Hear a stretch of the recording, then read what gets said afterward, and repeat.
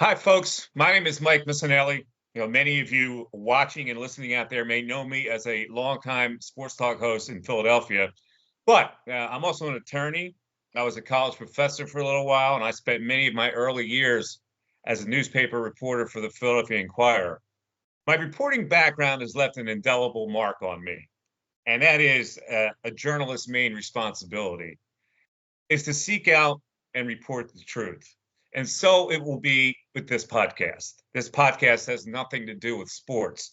This podcast, which we have called The Coldest Murder, is about the murder in 1962 of a 9-year-old girl named Carol Ann Dougherty in my hometown of Bristol Borough, PA. My partner in this venture, you see him on the screen, is my friend Vince Mola, who has professional experience in movies and documentaries, which we hope this podcast will lead to. Vince will be my sounding board in this project, asking questions and filling in gaps as we explore the narrative of the story. Hello, Vince. How are you feeling today? I'm excited, Mike. This is like brand new territory for you, and thanks for inviting me to join you on it. Let me just tell you a little bit about the case and why it's had such a profound impact on me. Carol Ann was strangled in St. Mark's Catholic Church in Bristol Borough, Bucks County, PA. Now, Bristol Borough is a tiny historic town strung along the Delaware River where George Washington actually once stayed during his generalship of the Revolutionary War. In fact, there is an inn on the river down there. It's called the General Washington Inn. So there's a big historical revolutionary presence to Bristol, PA, even though it's a small town of only about 10,000 people. The day of the crime, it was a chilly October day at around 4:30 in the afternoon. Carol Ann was found on the landing of the stairs that led up to the church's balcony. She had been sexually assaulted and left there disrobed with one of her bobby socks stuffed in her mouth. She was found dead in the church by her father, Frank Dougherty, who in a panic had tried to track down his daughter when she hadn't come home for dinner. Frank saw his daughter's bicycle outside of the church, parked outside St. Mark's. He went inside the big, heavy mahogany door, and that's where he found his daughter dead. He ran out of the church into the twilight, screaming for help. I grew up in a house around the corner from the church. In fact, my house has been painted by a local Bristol resident in watercolor, and I've had this on my wall for a really long time. That day, I had been tossing around a football on our front lawn with my older brother, John. He was 7 years older than me, so I was the little squirt. It was a postage stamp yard that we had, our modest single-family home on Fillmore Street. The afternoon was turning into night. It was a white plastic wiffle football. That's all we could afford at the time. We could see it better in the dusk. But at this particular time, the light was diminishing quickly and we couldn't really see it. And I got hit in the head many times. All of a sudden, my mother had come running out of the house that day in a panic, chasing us inside the house. Now, at 7 years old, I had no idea what it was about, nor did my older brother. The Bristol Borough police chief at the time in 1962 was a man named Vincent Faragalli, who was our relative. He had called our home to alert my mother about what had just happened at the church around the corner, St. Mark's, and that perhaps there may have been a murderer on the loose in our neighborhood. Get the kids in the house, he exclaimed over the phone, and so she did. The murder of Carol Ann Dougherty has never been solved. It has been a cold case now for 62 years. Being told at age 7 that a little girl in my age group had been murdered left a mark, but not only on me. It was a crime that paralyzed the little town of Bristol, and it has stayed with me, lo these many years.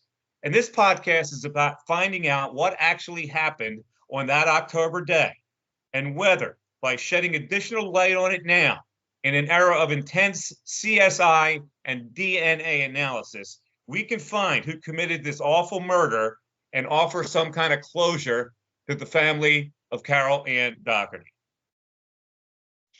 Let me ask you something, Mike. When that day, the day it happens, your uncle, the chief of police, calls your family.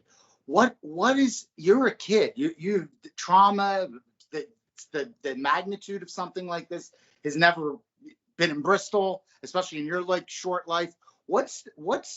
Take me back into that house. What was going on in your house when your mom got that call? Well, I can just tell you that I was in a state of confusion. Now, my brother was 13, and I think they had explained it to him, being a mature son who could understand what was happening, and they never really told me what was going on. All I knew that there was something bad that had just happened, and I needed to be in the house. And I remember just tucking away in my bedroom. I was scared that at age 7 you think you would still believe in monsters under your bed. And so I was trying to really put it together as to what had happened. And I believe it was hours later when my brother told me that a little girl had been murdered. And it was my first time really with an experience of someone dying, especially someone who was almost my age. So it scared the daylights out of me. And you're, because Carol Ann's only what, 2 years older than you at the time? She was 9 years old. I didn't know her. The dynamics in Bristol were that there were two Catholic churches. One was the Italian-oriented Catholic Church, which I attended. That was St. Anne's Church, and St. Mark's was the Irish Catholic Church. Dougherty is a very well-known Irish name. In fact, there are many Doughertys I remember in town that I knew. I did not know this family. They lived on a street on the outskirts of Bristol, which meant it was technically Bristol Township. But St. Mark's Church, like St. Anne's, had their own elementary school. And so she attended St. Mark's Elementary School. I did not.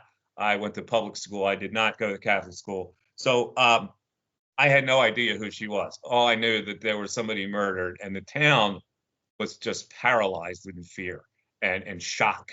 And so was the police force. And when I think back, my cousin, the police chief, Mr. Faragalli, never spoke of the case and did his darndest to find out what had happened. And as this podcast will indicate, there were all kinds of impediments to finding out who actually did that. And of course, in 1962, DNA was not even in existence. So you're talking about trying to match a murderer to very minimal evidence, like maybe a hair, and doing hair analysis, and maybe a lie detector test, which at that time, I don't think lie detector tests were that sophisticated either.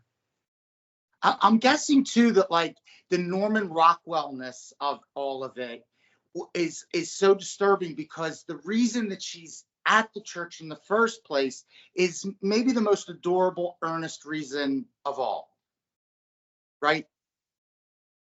Yeah, absolutely. I mean, when you think about this is a town that was kind of protected. It was a town of immigrants, and so there was a blend to the town. And I never grew up thinking about different races being different than me. We all went to the same schools. It was a very assimilated town because it was a borough. And on the other side of the highway, which was Route 13, that was considered Bristol Township, which was much more segregated. In fact, Levittown was in Bristol Township, and Levittown really refused to sell their homes. When they built the Levittown project, they refused to sell their homes to Black people. We didn't have that. So everybody grieved because everybody kind of knew each other in the town. Now, by the way, right, just so I'm clear, Carol Ann was coming back from the library, going to the library with her little friend. What was she doing? Carol Ann was going to the library. In fact, she was with two other friends of hers. One of the friends we will have on a future podcast.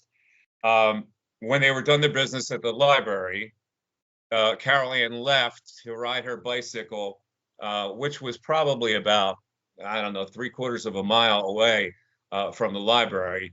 The two friends decided to go their own way and go home. She had told them that she was going to stop at the church. At St. Mark's School, the nuns would tell their students that if you passed a church, it might be a good idea to go in and say a little prayer. And that was a regular practice, I think, for some elementary school students. And because it's presumed to be a safe environment, a lot of them did that. On this night, on this day, it turned out to be a heinous crime and a murder. Now, it's during the podcast, we will host these important guests who have touched on this crime, and policemen, investigators, folks who have a connection to the case. When we tell you who the suspects are, and the questions that you may be asking if you're watching this podcast. As you listen to this podcast, how in the world could a murder of a little girl go unsolved for so long? It is something that has stayed with me for a really long time as well. And this is why I'm trying to do this now. I have wanted to do this for many years, to explore what happened in this particular case. Who were the suspects in this case? Why weren't the police in 1962 able to make any evidentiary connection that would lead to an arrest of somebody, anybody? And again, when we talk about 62, the concept of DNA analysis, many years away from being discovered, relied on eyewitness interviews, which there were a few, and lie detector tests, which may have been primitive, but neither of those circumstances helped to solve the case. Now, in 1992, as this case went 30 years cold, a reporter named J.D. Mullane from the Bucks County Courier-Times wrote a series of articles with the 30-year anniversary of the crime. Authorities then, because of the publicity that JD's reporting put forth, the authorities re-triggered their further investigation. At that time, to help the investigation, Bristol police called in an investigative unit called the Vidocq Society. VIDOCQ, named after a French investigator.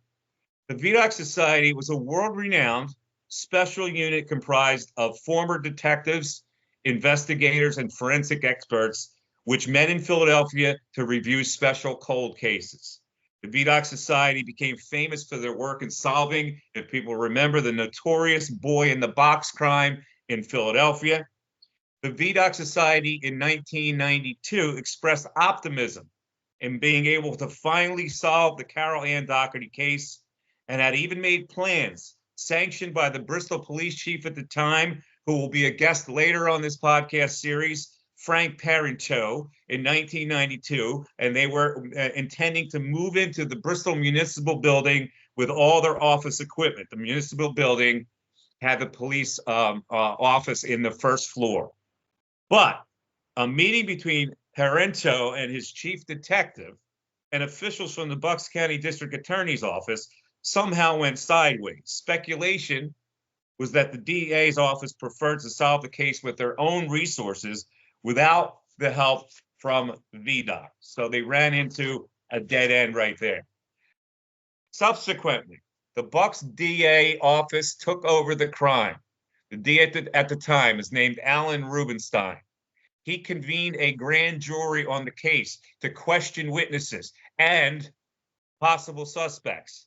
But the grand jury yielded nothing because one of the main suspects in the case consistently took the Fifth Amendment, and the case went back into deep, cold storage. This podcast will dive deeply into the suspects who may have committed this crime. If you follow along, you can put together the clues yourself, and you may even have your own theories on who committed the crime. There were 4 major suspects in the case, one being a drifter who lived on the adjacent street to the church. One was a drunken handyman who was seen stumbling on the street that contained the church.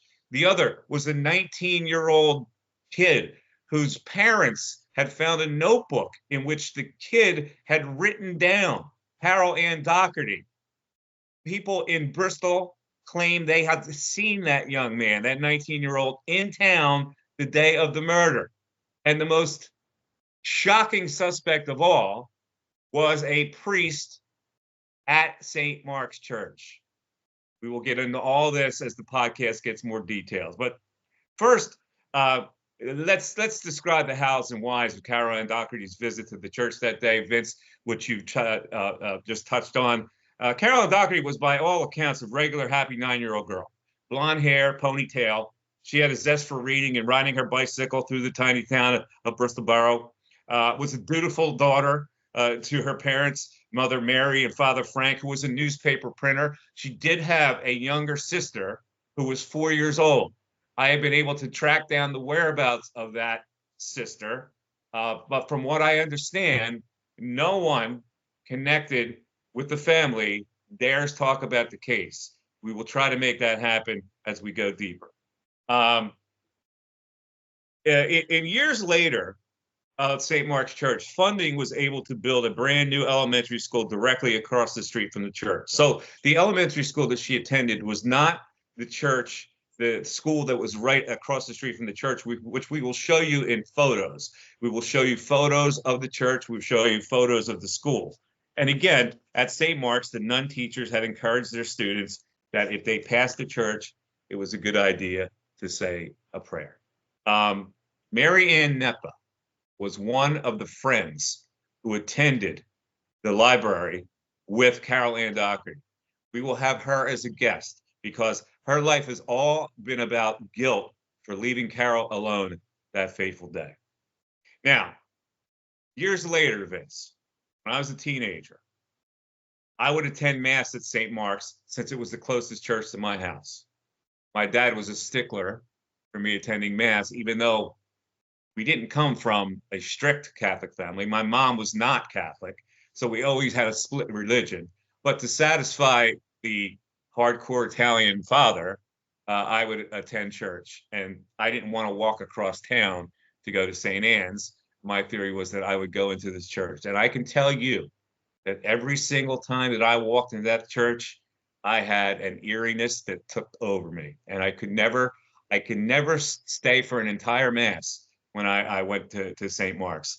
I remember being afraid to look up at the balcony for fear that there may be a ghost up there. And I went nowhere near the landing that led to the balcony where she was actually murdered. So here's the deal. In subsequent podcasts of the Cold Murder, we will identify and explore the stories of the 4 major suspects in the case. We will give you as much detail as possible to see if you can figure out who you think committed this crime. Meanwhile, I have been told that there is still an investigation ongoing and that the state police now have custody of this case, and they are working on new evidence and new methodology of DNA to see if they can find who this killer was once and for all. We will also have a detective who is currently involved in that process on this podcast. Vince, any final thoughts? This is going to be a heck of a journey. And I think that, one of the things that's become really popular today with true crime stories that are podcasts or Netflix shows is that people, once they start to learn about these things, it creates a community of amateur sleuths. And we welcome them. If somebody has a thought, a theory, a connection to somebody, anything, we're through our YouTube channel and any other place that people can get in touch with us. And we have a special email that you'll be able to find on our YouTube channel.